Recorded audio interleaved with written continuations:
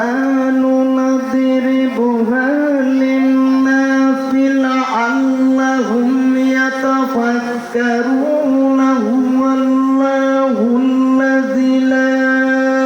إله إلا هو الملك القدوس السلام المؤمن المهيمن العزيز الجبار المتكبر سبحان الله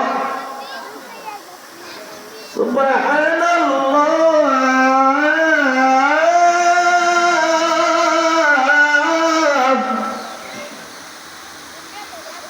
الله أكبر بسم الله الرحمن